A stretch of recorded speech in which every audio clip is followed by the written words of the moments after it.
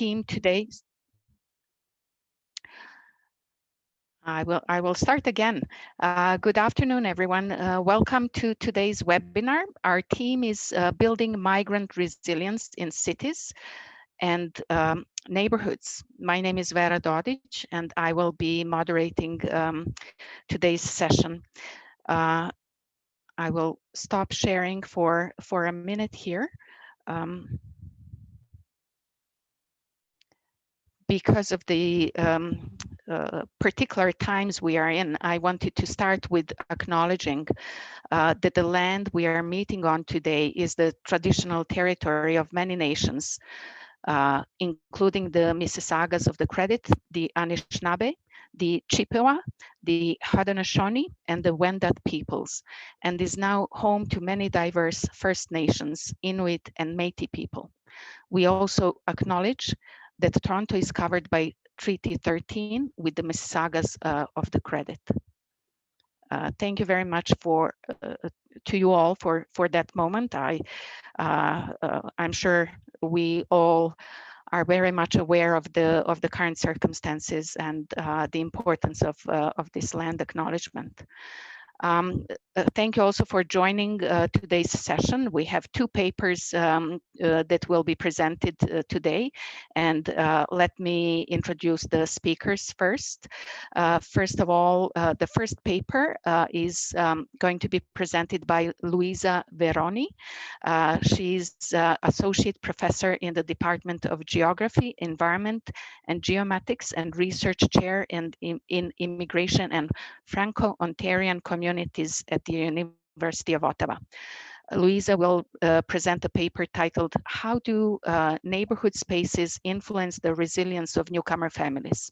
A comparative study in Ottawa-Gatineau.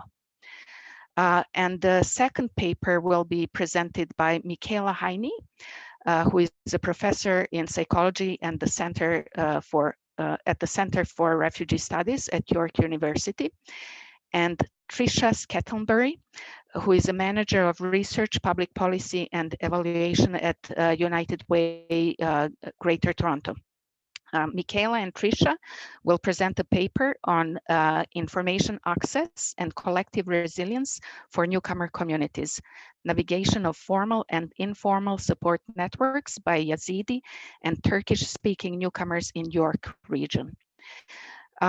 Each of the presentations will be approximately 15 minutes long, and I would like to remind everyone to turn off your phones and put yourself on mute during the presentations.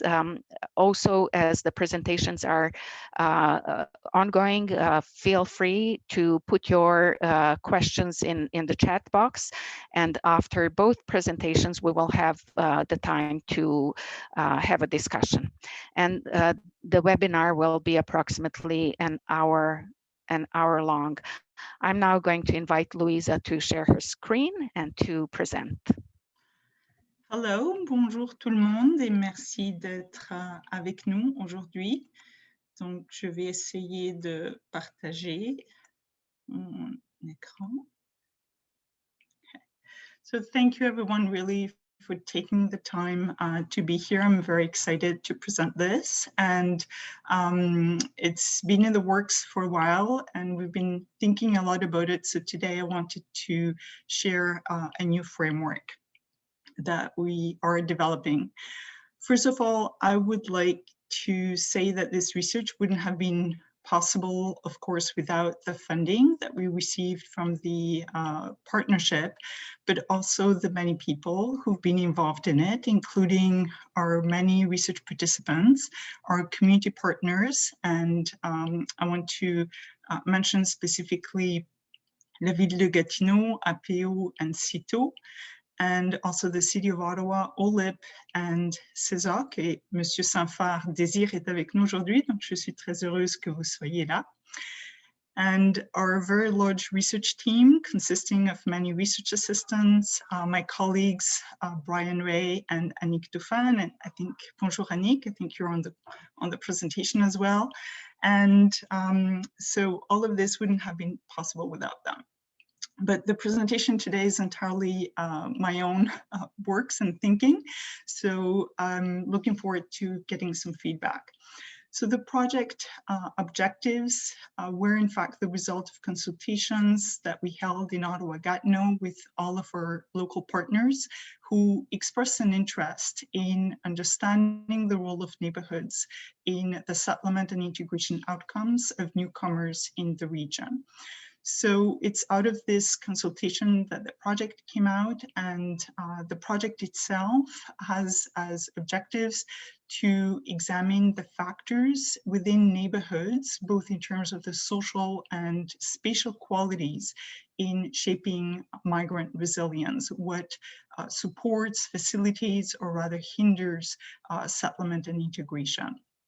Out of this, we're hoping to understand characteristics of neighborhoods that make them resilient. And today, this is mainly what I would like to discuss. I will tell you about the experiences that we heard, but I'm trying to come up with a framework of what could be a resilient neighborhood or a neighborhood for resilient immigrants. And in the process, also to identify particular structures, actors at different scales, so municipal, provincial, federal, community level, local level, that play a role in these processes. So the project was collaborative, and for this specific project, we worked very closely with our partners in Gatineau and in Ottawa, who I mentioned earlier. The project is comparative because it involves two cities that are located in two different provinces, but they're actually one metropolitan region at the interprovincial borders. We have three neighborhoods, two in Ottawa and one in Gatineau, and so the comparisons are between the three, but in particular between Ottawa and Gatineau neighborhoods. We also include immigrants who are English speaking or French speaking to reflect the unique and complex language geographies of the region. So the neighborhoods were selected with the help of our partners, and here's to give you a sense of where they are located. They're relatively close to the downtown of Ottawa and Gatineau respectively, and their location was a factor that our participants spoke about a lot. They're located within what is probably still referred to as inner city. They're not suburban in any way, and they're very much in proximity through public transit to the downtown, but they also have some other features of inner city neighborhoods, particularly the quality and type of housing available with the diversity of housing types, and the types of services and amenities that are available, which are all factors that our participants spoke about a lot. When we selected them, our community partners identified them as neighborhoods where a lot of newcomers settle, and they're sort of transition neighborhoods, or the quartier tremplin, but some of them are actually also more long-term neighborhoods. But looking at the census data, we identified them as having qualities of super diverse neighborhoods in the sense that they have a significantly larger share of immigrants and newcomers than Ottawa and Gatineau respectively, as the graphs are illustrating. They also have a significantly higher share of visible minority populations. What really stands out is the fact that the share of renters is practically double or more compared to that of the city. And their share of low-income population is also double, at least in Ottawa, compared to that of the city average. So they're super diverse, not only because of the diversity in the sense of having ethnic, cultural diversity, but they're also diverse in many other ways, in the languages, in the type of immigrants. So they come through different types of categories. Some are skilled workers, refugees, family reunification, and so on and so forth. And each neighborhood also has a specific mix that is slightly different. So they're not all the same mix of populations. They also have a lot of families, and they have a variety of different types of housing. So even though Ottawa, Gatineau are not as diverse as Montreal or Toronto, for example, these neighborhoods are really standing out compared to the rest of each of the cities. Another particularity, each of these neighborhoods underwent a particular experience around the time or closely before we actually undertook our study. Ledbury Herongate, you may have heard of. There was evictions led by Timber Creek that in fact coincided with our fieldwork, and we discussed a lot with our neighborhood, with our community partners, whether the timing was good, but we ended up going ahead. Overbrook Cummings is an area where a lot of Syrian refugees were resettled, and I'll show you pictures of a building where the landlords accepted to provide special rents. But besides Syrian refugees, there are also a lot of other refugees, including from sub-Saharan Francophone Africa. And Montbleu, unfortunately, just when we're about to start our data collection, was hit by a tornado. And in fact, that very afternoon, Anik and I were at the city of Gatineau discussing a recruitment strategy with our partners, and we made it back to Ottawa, and I think Anik made it back home, and the tornado hit. So this delayed considerably our field research in Montbleu, but it also led for some interesting findings. So the project itself adopted qualitative methods. This is to give you an overview and of a sense of the collaborative nature. We did ethnographic research by visiting the neighborhood, spending time. We looked at the census. We also conducted a media analysis, which is another topic that will come up. We undertook photo voice interviews, which I can tell you more later. And then in each of the neighborhoods, we went back after we did some of our analysis, and we met with some of the people who participated in the photo voice, as well as other residents. And we had a community meeting where we discussed our findings and were able to confirm and add more details. So for the participants' demographic profile, quickly, just to give you an overview of the fact that we had a variety of different participants in terms of the category through which they arrived, mostly economic and refugee and family. We had an overrepresentation of women participating, and our focus was on newcomers who had been in Canada for 5 years or less, but in Ledbury Herongate, we struggled to find enough participants. So we have a few participants who were for up to 10 years or even more than 11 years in Canada. In terms of income, they were generally part of households with relatively lower incomes. So here, really what I'd like to talk about, I've been doing a lot of thinking. We've been doing analysis for 2 years now. And for today, I wanted to propose, and it's ongoing, I guess, work in progress, and I'm welcoming feedback, a framework for thinking about neighborhoods and immigrant resilience. So in the middle, the livable cities is more of a normative framework that probably draws from planning, and really it's about urban, like built spaces, as well as social characteristics of spaces, which I will tell you about in a minute. And the four main components are walkability, community sustainability, and interconnectedness. And I will tell you about these using our participants' testimonies. But then there are two tensions on each side. So there's the normative framework, but really to assess the quality of neighborhoods as supporting immigrant resilience. On the left, there are questions of placemaking, how immigrants manage to claim place and space and belonging, and feel comfortable in those neighborhoods. And on the right, the other source of tension is really around the structures and policies that constrain and contribute, in fact, to precarity among populations, including lack of housing, gentrification, lack of consultation of local communities, and so on and so forth.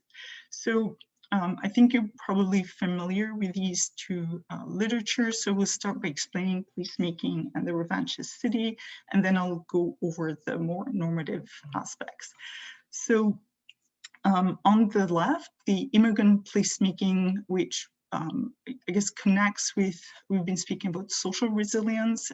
I put it more as community resilience, and if it makes sense, is really about those super diverse cities, and in our case, neighborhoods that provide spaces of great social inclusion, where diversity contributes to sense of belonging. Our participants spoke about how diverse they were, the different cultures, the welcome, hospitality, and the cohabitation. There were a lot of supports in terms of settlement, integration, access to information and networks. Their daily spaces of encounter and difference in a positive sense, and overall a general sense of community care and mutual aid.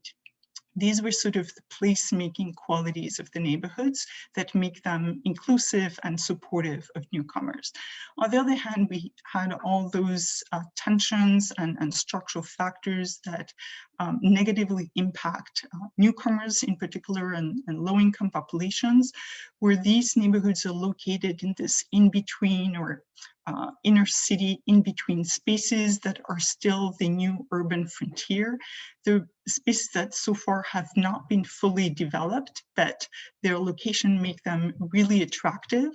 And that's where gentrification is happening in many cities, and in Ottawa-Gatineau in particular. The ongoing processes of exclusion due to lack of access to housing, precarity, general expulsion, and urban displacement, marginalization, and questions around production of urban space and the right to the city, and the tensions between neoliberalism and resilience, where resilience is really a downloading on individuals and families to be responsible for their own needs. So this is in the background, and I want to move on to the 4 characteristics of livable cities that are really fitting nicely in terms of what our participants told us in terms of the qualities, both the social spaces as well as the built environment in which they live. The first relates to a variety of factors in those neighborhoods that falls under walkability, which is not just the ability to be able to walk to spaces, but about location, proximity, accessibility to amenities and services, ease of access to transportation, particularly sustainable forms of transportation like public transit, walking, biking, and walking actually itself in terms of being able to access spaces easily on foot with a nice experience. So participants spoke extensively about the ideal location of the neighborhood and the proximity both to downtown as well as to services, amenities, including many ethnic stores that made them feel at home, a variety of parks and community spaces that they could use, meet others, meet their family needs, access to places of worship, as well as services for newcomers, but also a lack of services depending on the neighborhoods. For transportation, transit is available, but they had a number of complaints. I guess the most significant one is the increasing cost of public transit. But they recognize that the walkability allowed them to overcome some of those challenges. So the other 3 are a bit more complex, and I don't want to take too much of the time, so I will go quickly, but I'm happy to come back. For community, here there are questions around social inclusion as well as diversity and sense of belonging, and being able to develop social networks and have access to supports. Generally, participants really appreciated the diversity of the neighborhoods because of the sense of community that they could develop, including the presence of many immigrants and newcomers who had similar experiences to them and on whom they could rely to access information and advice about settlement and integration. And they spoke at length of a sense of belonging because everybody's different in those neighborhoods. So they felt invisible in the sense of not standing out, but rather being dissociable from other people who also look different. And this allowed them to build social networks very easily, especially in the different services and amenities. But beyond that, they could rely on others, including family, friends, neighbors, to help them with childcare, sharing meals, driving them to places, going with them to appointments, and supporting them in a variety of needs. But the negative side of community, and this is something that affected all three neighborhoods, is a general negative representation, negative media coverage, which we documented through the media analysis. Our participants spoke of negative perceptions, including among friends and relatives who would comment like, oh, why do you live there? Including two participants who bought a house in the neighborhood and they were getting stares from their acquaintances, and the association of the neighborhood with crime and criminality, and particular racial and ethnic groups who seem to be overstressed and overrepresented. And this affected their sense of belonging and comfort in the neighborhood, even though on a daily basis they felt comfortable there. In terms of sustainability, these neighborhoods were unique in terms of providing relatively, and the term relatively is important here, affordable housing, especially for larger families. Another advantage, generally newcomers didn't have to provide credit history or references, and this they found positive. Nevertheless, not all of them had actually selected to live there. It was caseworkers at settlement agencies. In the case of refugees, it was sponsors and settlement agencies that selected their apartment, house, or unit for them, and the neighborhood, and they were not really happy because they hadn't really made a decision to live there, and they were a bit unhappy about that. Then the problems that I mentioned, including the evictions, the tornadoes, and general issues with maintenance and disrepair within units and buildings, was an ongoing issue of complaint among our participants. Some experienced isolated events of discrimination and racism, but there were also issues with crime and police presence, which I will speak about more later. So on the sustainability side, the access to services and programs was generally supportive, but our participants also pointed out to a variety of lacks in terms of the types of programs, or the accessibility of the programs, especially when it came to youth and large families who couldn't afford to send their kids to a variety of programs, issues with lack of public spaces, and access to facilities, and so on for these. And the last theme, which I'll go through fairly quickly, the question of interconnectedness. These neighborhoods provided spaces where newcomers could build networks, particularly through different services and programs, and they had opportunities to become involved socially. There was also some local leadership, but there were also a variety of constraints, particularly for newcomers who had to look for jobs and had to take care of other issues before being involved. In terms of language, Francophone participants in Overbrook Cummings really appreciated being able to access services and amenities in French, but generally many participants faced a variety of language barriers, including to call for maintenance issues within the buildings, within stores, or the fact that in Ledbury Herongate, there's so many different groups that they couldn't actually communicate amongst themselves. They also spoke of issues of lack of outreach and coordination, particularly among service providers in a variety of different programs, and the lack of outreach with the police and tense police relations, more specifically so in Ledbury Herongate. And finally, throughout the three neighborhoods, because a majority of the participants were renters, they felt that generally there was very little connection to the city, little opportunity for them to have a say in what was going on. And this is, I think, a particularly interesting issue to examine.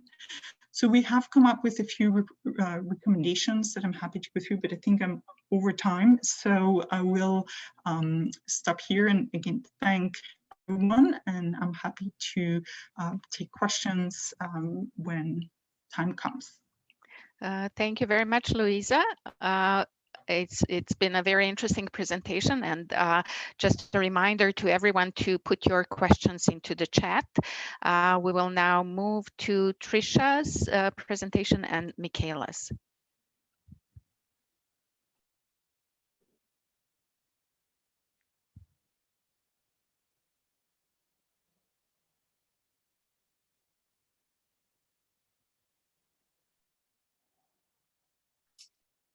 Hi, everyone. I'm Tricia Scanobury, and I'm Manager of Research, Public Policy, and Evaluation. And I'm here with Michaela Heine, who's going to be co-presenting with me. Today, we're going to be talking about some of the research that was done on information access and collective resilience for newcomer communities, specifically the navigation of formal and informal support networks by the Yazidi population, as well as Turkish-speaking newcomers in York region. Okay, so just before getting started, similarly, just want to acknowledge the research team, Rubai, Gulai, Jansu, Palmer, Chelsea, and Laura, who all did fabulous work on this project. So I'm here and Michaela is here, we're representing, but the people on the screen did the bulk of the work. We're just kind of, we're speaking on behalf of them today. So in terms of the study purpose, the purpose of the study was really to explore the relationship between access strategies and collective resilience strategies that were used by recent newcomers in York region. And the way that the research team thought about and defined collective resilience was by thinking about the capacity that groups have to overcome social and environmental challenges through the use of agency, through social learning and adaptability. And the capacity depended really on the availability of resources at the personal, the communal and institutional level. So what this research really validated for us was the importance of information access as being a key aspect of collective resilience. The way that the team went about actually doing some of identifying the groups that we were going to work with was United Way hosted 3 different community consultations with newcomer serving agencies. And so the question that kind of the main principal question that the consultations that came out of the consultations was what research would really help organizations to address the current challenges as well as to maximize the current opportunities. And the answer that came out of that was really there was a need to understand newcomers' lack of access to appropriate and timely information in terms of finding, to identify and to settle their needs. So to settle issues around housing, employment, education. And so that was where the answer, that was the result of the answer. So the group, there was an advisory committee of about 14 agencies that really helped to guide the study, and that informed the direction of the groups that were identified. So through those conversations, the advisory committee identified 2 groups that they wanted to, that were 2 communities really of interest.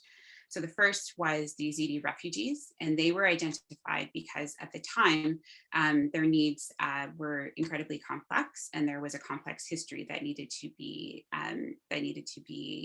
explored as well and taken into consideration. And as the second group that was identified was Turkish-speaking refugee claimants. And the reason why this group was identified was because there was an increase at the time of this population group within York region. But even though there was that increase within the region, there wasn't a lot of engagement. The engagement with service providers was quite low. So the advisory group wanted to kind of explore that a little bit more to get a better sense of why that was taking place. In terms of the data collection, as in the title, we kind of identified that there were kind of formal assessments that were done as well as informal. So in terms of the formal aspects, so there was a series of focus groups, 2 in particular, that took place with a total of 15 participants, as well as 2 key informant interviews. And so the way that these participants and interviewees were identified was through those formal channels, so through agency relationships. There was also a focus group that was done with Yazidi refugees, and this focus group was it took place in Kurmanji with that newcomer group. As well, there were 8 interviews that took place in Turkish with a Turkish-speaking refugee claimant. So that was another way that information was gathered for this research through an informal process. And finally, there were a series of interviews that were done. So 5 were done in English or Kurmanji with the Yazidi population, and then 3 were done in English or Turkish with the Turkish-speaking community, in order to get that better understanding of what the needs were and what some of the opportunities for that collective resilience strategies where they were. So now I'm going to turn it over to Michaela, who's going to talk to us a little bit more about the communities of focus. Thanks, Tricia. I want to speak briefly about these 2 communities and why they were communities of interest, because the characteristics of these communities really shaped the information seeking strategies and the resources that they had available to them. The Yazidi newcomers were a relatively new group in Canada. This is a ethnic minority group in West Asia that has experienced a history of social exclusion and isolation, but most recently an increase in persecution that ended with genocide and mass displacement by ISIS in 2014. And as a result of that, Canada launched the Survivors of Daesh program and resettled 1,400 Yazidis with very little notice in Canada. And so community organizations were struggling to identify their needs and to respond to the really high levels of trauma that they had been experienced to prior to arriving, and with the complex history that they had. And in particular, with the fact that they had a history of being quite excluded from mainstream society in the countries that they were coming from. In terms of the Turkish-speaking newcomers, this is actually made up of multiple different groups. And while we have a large Turkish-speaking population in Canada that preceded this time, there's been a long history of migration from Turkey into Canada, there was a rapid increase in refugee claims coming from people residing in Turkey, particularly in the years 2017 to 2019, with almost 4,700 people coming, which represented almost 9% of all accepted refugee claims in those years. And there were 2 main events that were really driving this increase in refugee claims. One was the collapse of the peace process with the PKK and the resulting urban warfare and displacement of large numbers of people in Kurdish cities.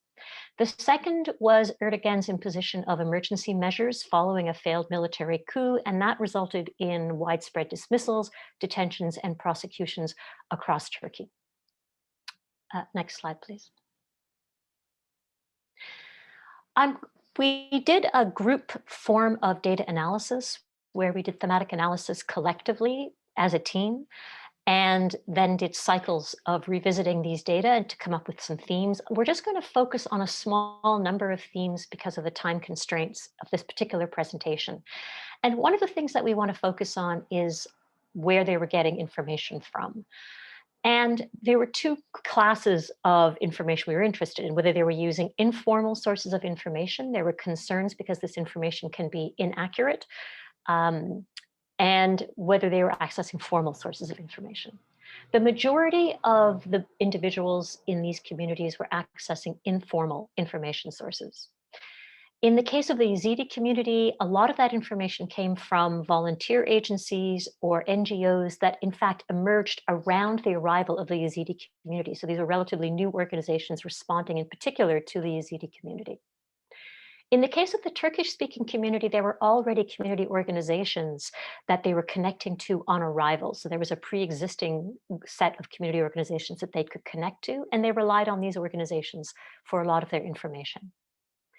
Both groups relied heavily on social networks, but the nature of those networks were quite different between the 2 groups. In the case of the Yazidi community, we had a very close, tightly knit network of individuals with quite a hierarchical structure, which meant that there were leaders or gatekeepers within the community who did most of the communication outside of the community. information within those networks tended to be done in person or by phone, and so there was a preference for people to reside in close physical proximity. In the case of the Turkish-speaking community, those networks were actually a cluster of different communities that were quite close and with very thick boundaries. There was a history of mutual mistrust between the groups because of the history of social and political divisions and differences prior to arrival. These groups really differed in terms of their structure. Some of these groups were quite hierarchical, others were much more horizontal in terms of the nature of the relationships between them. There was a lot of communication between the groups, or within the groups rather than between the groups. And that communication tended to be through social media. And as a result, there were fewer concerns around physical proximity. Next slide, please. In terms of formal information seeking, that was also undertaken, but in the Yazidi, this was primarily to settlement agencies.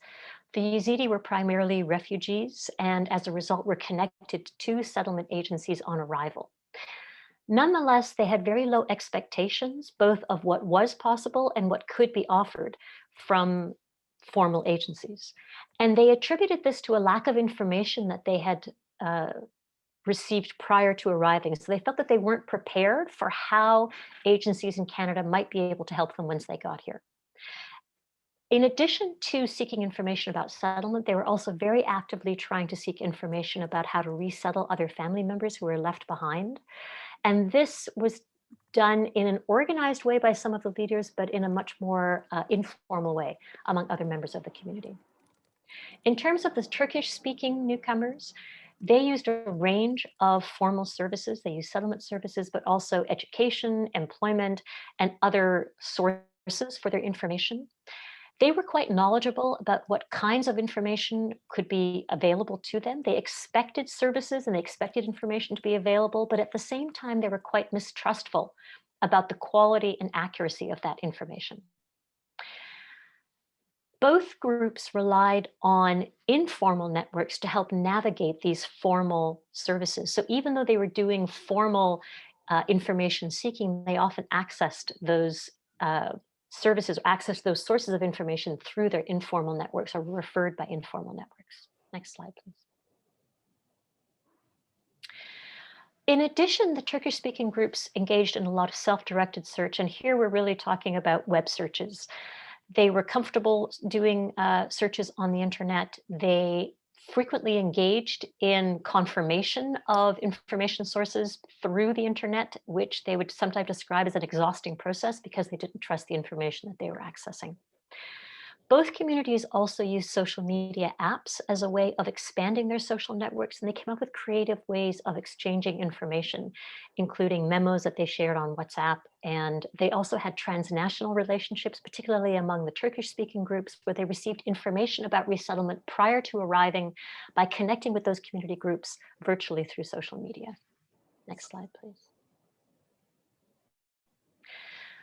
What we saw in the way that these communities were seeking information was this reliance on and building of collective resilience. But a lot of that really came down to the core issue of trust for these communities.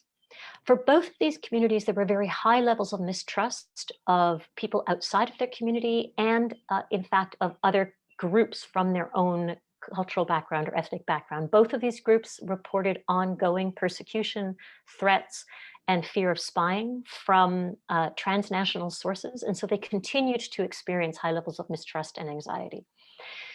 The result was that they had to rely on one another in order to get trusted resources or trusted information. And that both necessitated collective resilience, but also helped them build collective resilience as they came up with creative strategies for supporting one another in their information search or in validating information that they weren't sure that they trusted.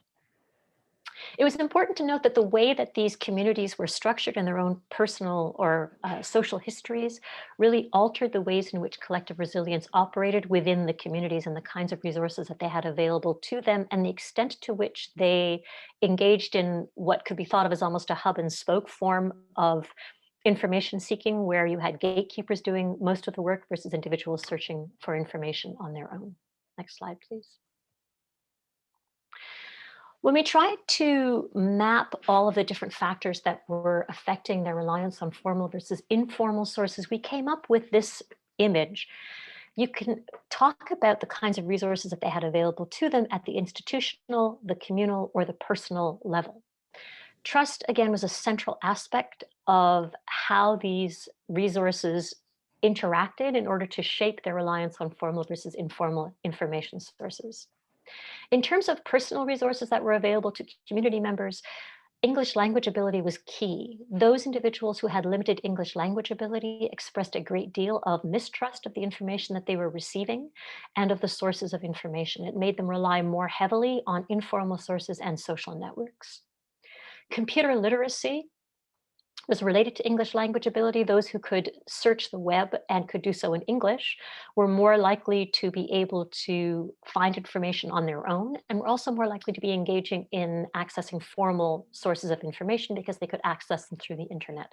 This tended to be related to English language ability as well as to their own personal histories of education background and digital literacy training.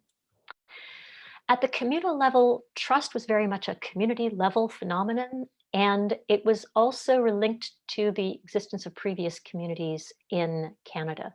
The presence of an established community meant that individuals had trusted groups in Canada that they could rely on, but it also meant that they relied more on those informal networks to help them navigate the system and as a source of information.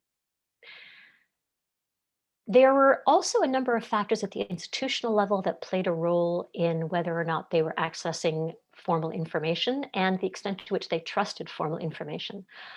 Institutional readiness was a really key element. Unfortunately, because the EZD came so quickly, there were some missteps around engagement with this community and with their needs. So an early aspect of their resettlement was that they were provided with services in Arabic, which was a misstep because for the Yazidi community, this represented the language of the people who had in fact perpetrated the genocide and persecution against them. And it resulted in an increase in mistrust and a re-traumatization of some of the individuals in the community. The migration pathway also played a large...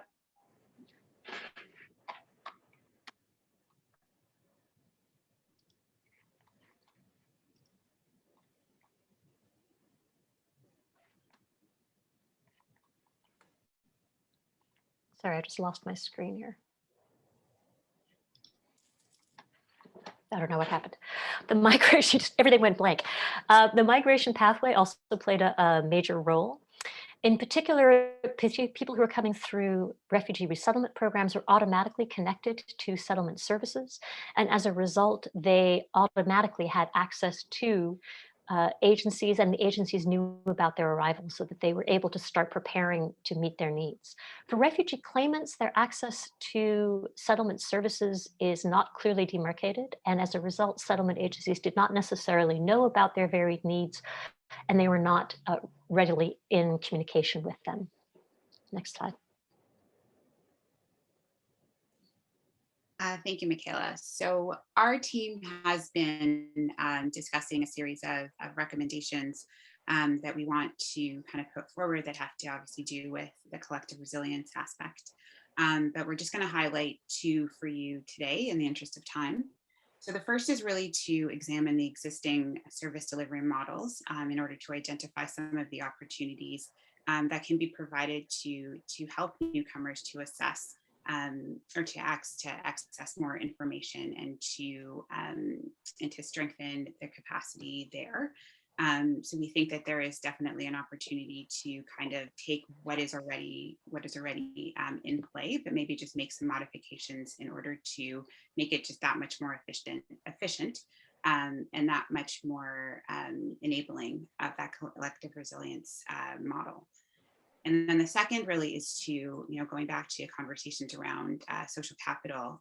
So it's the idea to develop more community-based programs in order to build that social capital. And that's that intra-connecting. So to be able to have both the bridging and the bonding. So to strengthen the relationships and community that exists, but also what are the kind of forward pathways that can be bridged to other programs, other organizations, other ways of thinking.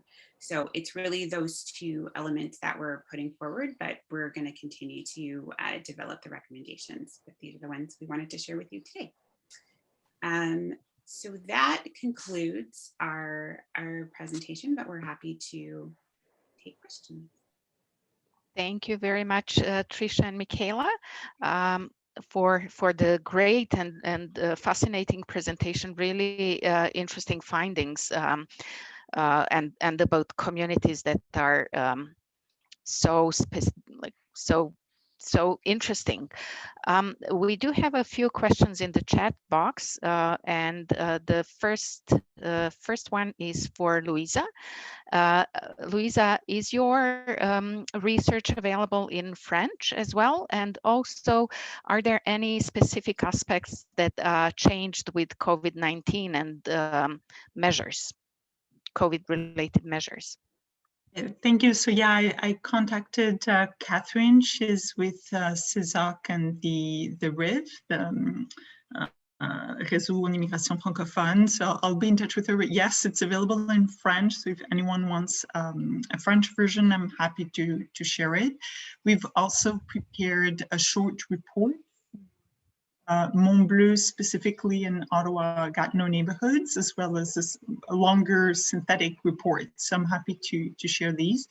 About COVID, I've been thinking a lot about this, and some of these neighborhoods are in the so-called hot spots, and people depending on public transit, cramped or overcrowded housing, especially in low quality buildings and so on. So I'll send an email to Catherine, and I guess I can speak with her about this more specifically, but we don't have data because our study predated COVID. So I can only, make guesses and estimates, but I think the newer research, we can maybe connect the dots. Thank you, Louisa. The next question is also for you. What are your top 3 recommendations about neighborhoods that would promote migrant resilience? So yeah, I saw Valerie's question. Thank you for that. It's really tough. I think probably the top recommendation is affordable and quality housing. That was the number one, and I think newcomers who have access to affordable and quality housing, a lot of the other issues they can deal with differently. There were quite a few infrastructure issues in the neighborhoods, but there are too many. So I wouldn't put it on a top, even though they're probably a priority. Thank you. And if I may, the other 2 would be outreach and coordination in terms of outreach to make information. I think it relates to what Michaela and Tricia have been speaking about. The outreach to make the information accessible and available in a variety of languages to groups, and coordination between different programs. Sometimes they simply didn't know, so coordinating among service providers. And the last one is accessible and relevant programs, so issues of cost, but in the 3 neighborhoods, we had mostly families with children and youth, and parents were very worried about youth. And they said there are a lot of children's programs, but for youth, there are very few things to keep them busy or to support them academically, mentorship or leadership training, preparing them for jobs, all of those things. So the priorities would be housing, outreach, coordination of services, and accessible and relevant programs, I would think, but we have lots of recommendations for a laundry list of other things. Thank you, Louisa. I'll ask you a very quick question, and then I'll go to Tricia and Michaela. Their research is very specific to a very specific population that are refugee claimants or perhaps refugees. How did immigration status played a role in your research? And was it something that where you noticed the different outcomes for different groups based on status?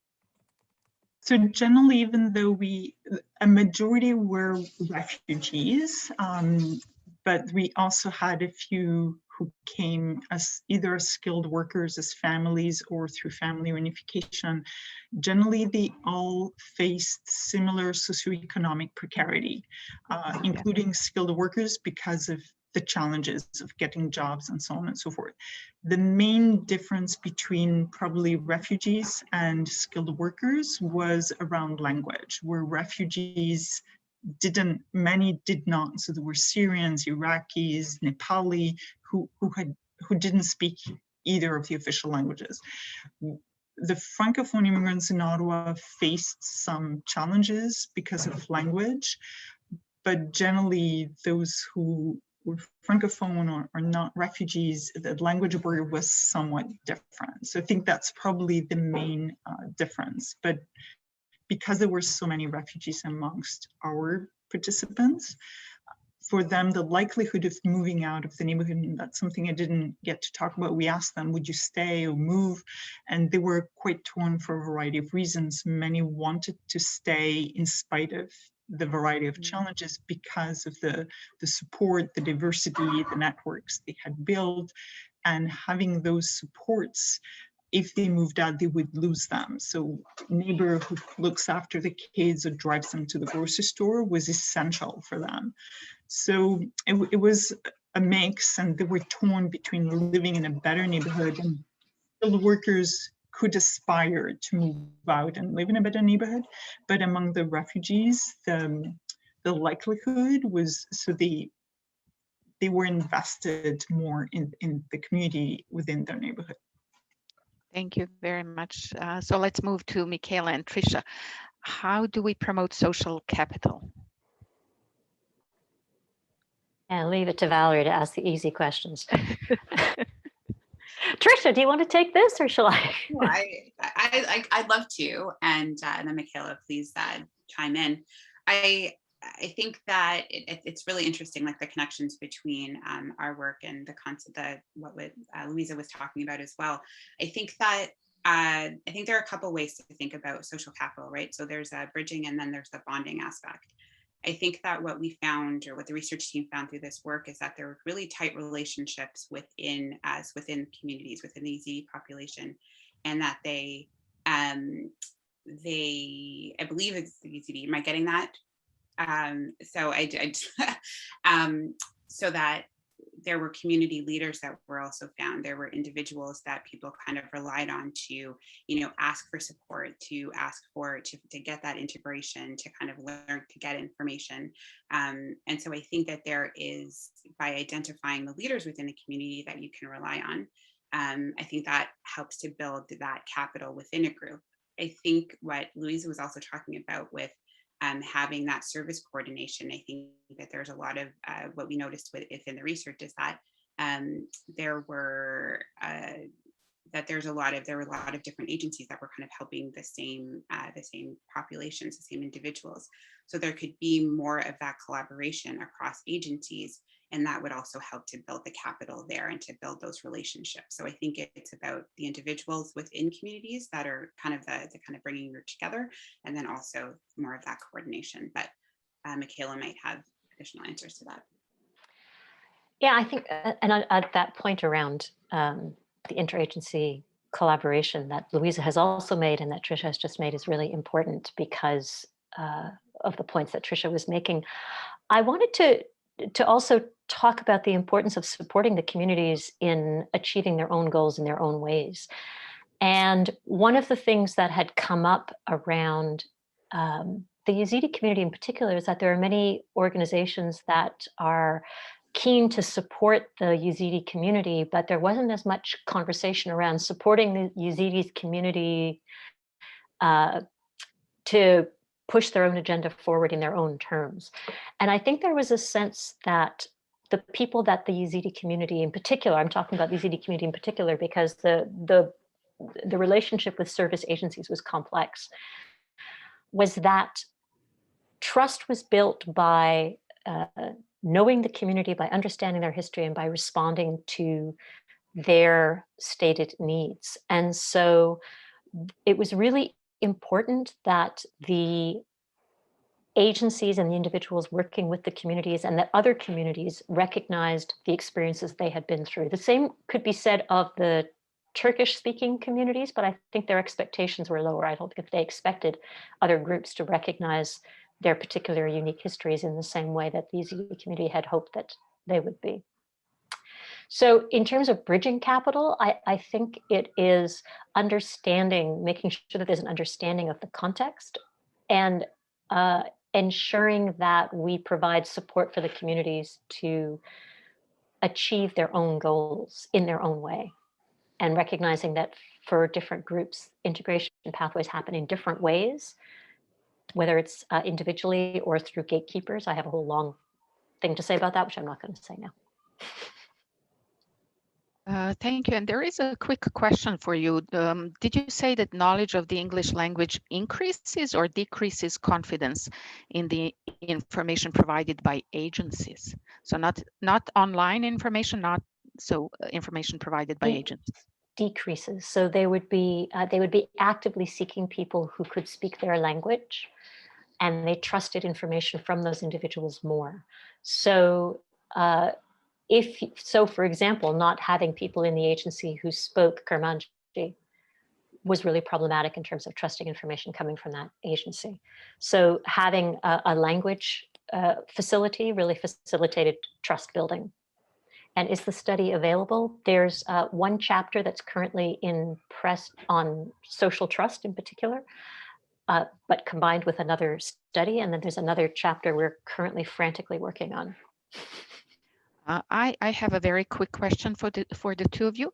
You spoke about mistrust, and I work for the municipal government, so I'm not a stranger to the mistrust, but it's interesting to hear about it. And then in relation to agencies, local agencies, how that mistrust affected your research, and were you able to easily find people that wanted to talk to you, or how did it play in your work?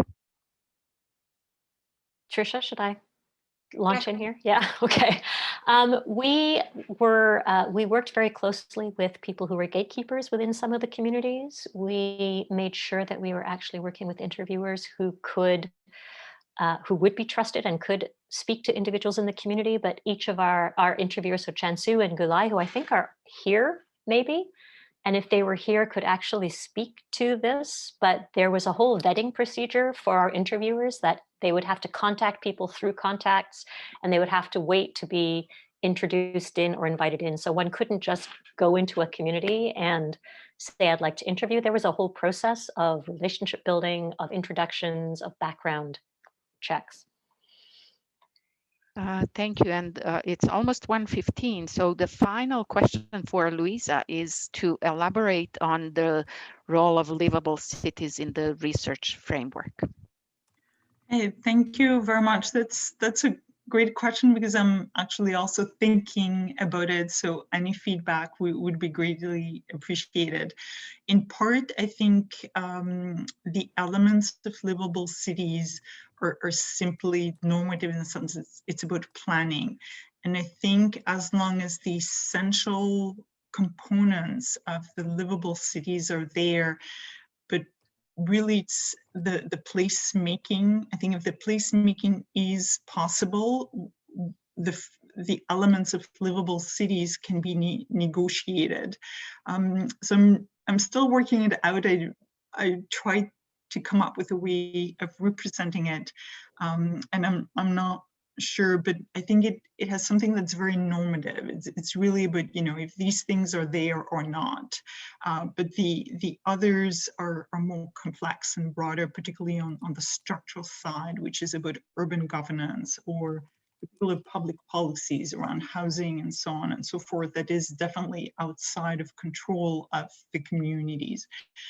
On the other hand, on the placemaking and things like representation, for example, is something that is relatively more easily addressed if those communities I think I liked what Michaela said about, pushing their own agendas in their own terms. It has to do with that. It's the level of control, involvement. And in particular, I was really surprised. One of our participants said when she bought her house in Montbleu, then the local city councillor knocked on her door at elections time and spoke to her. She had never met an urban or municipal official before. It's when she became a homeowner that people were interested in her. When they're renters, they're not of interest. And this really hit me, that these populations, because they're the renters and they're either in public housing or in sort of mediocre rental housing, no one knocks on their doors from the city, or they're not being consulted. So I think if their voice is heard and then they can influence the contents of the livable city, then there is more opportunity for resilience. And maybe I'll look more into Michaela and Trisha's work on the collective. I refer to community resilience, but I guess it's a collective resilience. It doesn't really matter. There's no necessarily a physical space or an actual official community, but it's this collective action and involvement that is important. So I'm not sure if I'm rambling or answer the question. I'm still thinking about it, so would love any discussion or exchange about it. Thank you very much, Louisa. It is a lot to take in. Great presentations, interesting work. I will just read Sarah Whalen's comment because it's coming from the municipal perspective. So working within municipal government, we rely on those community gatekeepers as well as service providers, but there's not much capacity to delve into these trust building steps, including multilingual service provision, and that's something that we also struggle with at the City of Toronto. So I would like to wrap up here. It's 3 minutes after 1:15. Thank you very much for the interesting presentations. A lot to learn from your work, and I will look forward to reading the papers. I would just like to remind everyone that the next webinar is next Wednesday, June the 9th at 12:15, and the title is Resilience and Earning a Living. So see you in a week. Thank you all. Bye. Thank you very much. It was great. And Michaela and Trisha, we could share on the work we had done on social media and Syrian refugees. There was a bit of overlap with what you found. So look forward to reading your chapters. Thanks. Enjoyed your presentation. And thank you for the opportunity to present. Thanks, guys. You were great. Thank you, everyone. I have even harder questions, but I'll save them. Goodbye. Thank you. Have lunch first. Thank you. It's great. Thank you. Bye. Thank you, everyone. Bye. Thanks, Louisa. Thank you.